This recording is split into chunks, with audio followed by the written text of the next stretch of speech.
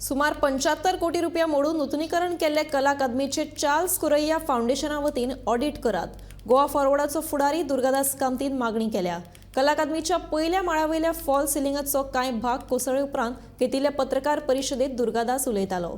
आता हे fall ceiling जे पडला हातून एक स्पष्ट जाता की एक दाखोवन दिता एक हे जावंक शकता की सरकार जर कॉलॅप्स जाला ताजो रेप्लिका कला अकादमी कॉलॅप्स जावन आमकां दिसता.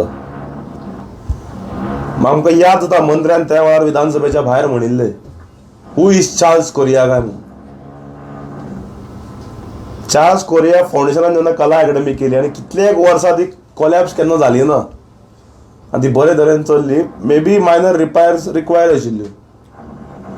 त्या वेळार काळाची गरज आशिल्ली की तांकां सरकारान आपोवन हाडून बाबा तुमी हे केल्ली टायम फॉर रिनोवेशन किंवा मायनर चेंजीस म्हूण तांकां इनवॉल्व करून सरकारान हें करपाक जाय आशिल्लें. कारण दे वर knowing the nitty-gritties of that कला अकादमी.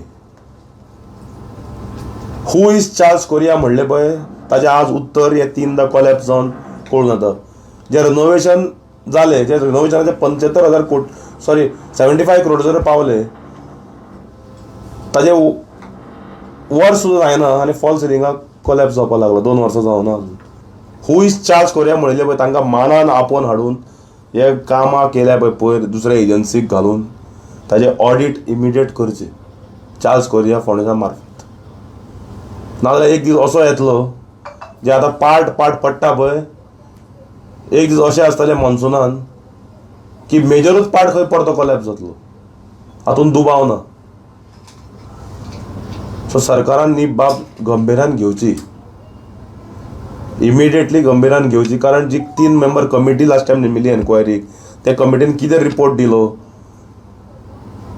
कितें केलें हें कोणाक काय खबर ना.